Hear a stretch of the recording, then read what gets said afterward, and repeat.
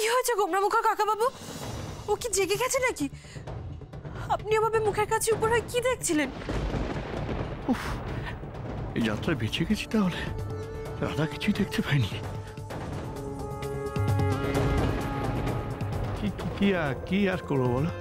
হঠাৎ মনে হলো ভাইপো কি যেন একটা বলতে চাইছে গোঙানি সুরে, আসতে তো তাই ঝুঁকে পড়ে কান পেতে শুনতে চাইছিলাম ভাইপো আমার কি বলছে, বুঝলে না? গোমরামুখা ঘুম থেকে উঠে কথা বলছিল?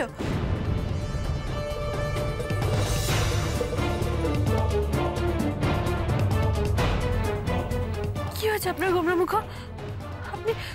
আপনার কষ্ট হচ্ছে? কষ্ট হচ্ছে আপনার? কিছু বলছেন না কেন? আমি ডাক্তারবাবুকে ডাকবো? কাকাবাবু, ও তো কিছুই বলছে না কাকাবাবু। দাঁড়াও, আমি এক্ষুনি ডাক্তারবাবুকে ডেকে আনছি। না না রাধা, শোনো, ডাক্তারবাবুকে ডেকো না। আসলে আমার কি মনে হয় জানো, ও তো ঘুমোচ্ছে, ঘুমের মধ্যে না স্বপ্ন দেখছে। হ্যাঁ, ওই স্বপ্ন দেখতে দেখতে বিড়বিড় করছিল। অবশ্য আর একটা জিনিসও হতে পারে। আরেকটা জিনিস? সেটা কি?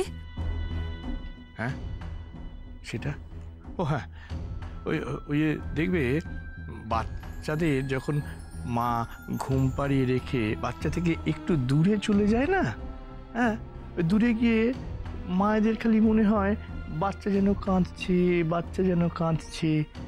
বাচ্চা কিন্তু নিশ্চিন্তে ঘুমিয়ে আছে খেয়ে দিয়ে, কিন্তু মায়ের মনটা ওই খচখচ করতে থাকে। কৃষ্ণ আমার নিজের সন্তানের মতো, আমারও না তাই মনটা খচখচ করছিল রাধা। খালি মনে হচ্ছিল বিড়বিড় করে বলছে, আঙ্কেল আঙ্কেল। আচ্ছা রাধা, আমার কৃষ আমাকে আবার কবে আঙ্কেল বলে ডাকবে গো? ডাকবে কাকাবাবু, ডাকবে। আমার গণেশ দাদা আছে তো, দেখবে আমরা খুব তাড়াতাড়ি গোমরামুখাকে নিয়ে বাড়ি ফিরবো। তোমার সে গুড়ে বালি। জানি রাধা, জানি তুমি তো আমাদের বেহুলা। লক্ষিন্দরের প্রাণ ফিরিয়ে নিয়ে এলে, এবার ওকে সুস্থ করে আবার বাড়িও নিয়ে যাবে, তাই না? তুমি তো এখন আমাদের পরিবারের, আমাদের বাঁচা মরার একমাত্র ভরসা রাধা। রাধা, তোমার এত তাড়াতাড়ি চা খাওয়া হয়ে গেল? আমি তো চা খেতে যাইনি, কেবিনের বাইরে পা রাখা থেকে আমার মনে হচ্ছিল যেন গোমরামুখা এক্ষুনি জেগে যাবে, আমাকে ডাকবে। তখন বেরোনোর সময় দেখলেন না কেমন শক্ত করে হাতটা ধরে রেখেছিল, ছাড়তেই চাইছিল না, তাই ফিরে এলাম। ও, খুব ভালো করেছো।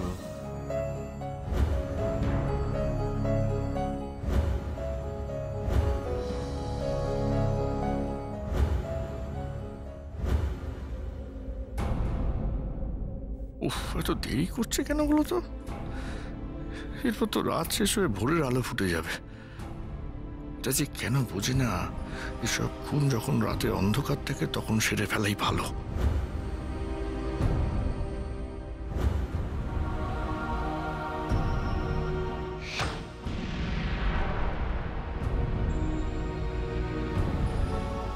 স্যার,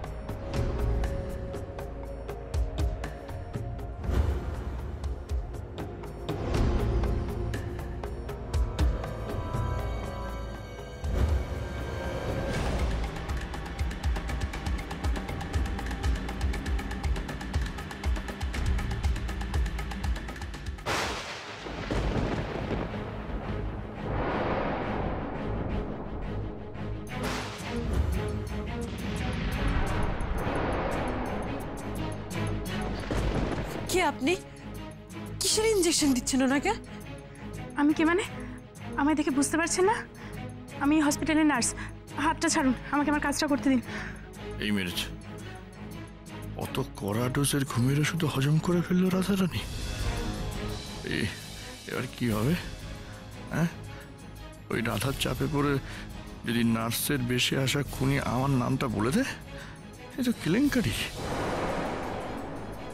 কিন্তু গোমরা মুখের কাছে তো অন্য সিস্টার ছিল, আপনাকে তো আগে দেখিনি। যে ছিল তার ডিউটি শেষ হয়ে গেছে। নার্সদের শিফটিং ডিউটি চলে কিনা, এখন আমার ডিউটি। হাতটা ছাড়ুন তো, আমাকে আমার কাজটা করতে দিন। কিন্তু উনি তো আমাকে বলেছিলেন উনি কাল সকাল অবধি থাকবেন। চলে গেলে তো একবার আমাকে বলে যেতেন। আপনি ঘুমোচ্ছিলেন তাই হয়তো বলে যেতে পারেননি। কিসের ইঞ্জেকশন এটা? আপনি কি ডাক্তার? কিসের ইঞ্জেকশন বললেই বুঝবেন। ডাক্তারি না বুঝতে পারি, ইঞ্জেকশনটা কিসের সেটা তো বুঝবো। কিসের ইঞ্জেকশন দিচ্ছেন আপনি ওনাকে? আপনি কিন্তু এবার একটু বেশি বাড়াবাড়ি করছেন। এটা ঘুমের ইঞ্জেকশন, ওনার যাতে ব্যথা ফিল না হয় সেই জন্যই আমি এটা দিতে এসেছি। একটু আগে তো সিস্টার এসে ঘুমের ওষুধ দিয়ে গেছে, তাহলে আপনি আবার কেন ঘুমের ওষুধ দিতে এসেছেন ওনাকে? দেখুন, আপনি কিন্তু আমার কাজটা করতে দিচ্ছেন না। সরে যান, আমায় কাজটা করতে দিন। আমি আগে ডাক্তারবাবুকে ডাকবো, ডাক্তারবাবুকে জিজ্ঞাসা করবো, তারপরে আপনাকে ইঞ্জেকশন দিতে দেবো।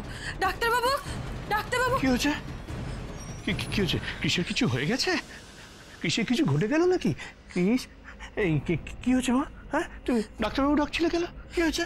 না আসলে কাকাবাবু, এই নার্সটা এসে না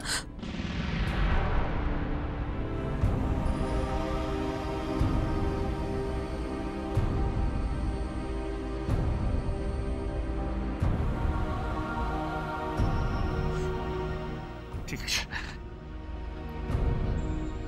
কি ব্যাপার কি? হ্যাঁ, দুবার করে ইঞ্জেকশন দিতে চাইছিলে কেন? আমার ভাইপো যাতে চিরতরে ঘুমে ঢুলে পড়ে সেই কারণে? হ্যাঁ, আসলে রাধা কি জানো তো, মাঝরাত্রি তো ওকে মনে হয় অন্য কোনো পেশেন্টকে ইঞ্জেকশন দেওয়ার কথা বলেছিল। ঘুমের ঘোরে ও কৃষির কাছে ইঞ্জেকশন দিতে চলে এসেছে। কেয়ারলেস, রেসপন্সিবল, অপদার্থ। এদের জন্য না, আজকে এদের জন্য রোগীদের এই অবস্থা। তুমি চিন্তা করো না মা, আমি দেখছি। আমি ওকে আমাদের এই হাসপাতালের ম্যানেজমেন্টের কাছে নিয়ে যাচ্ছি।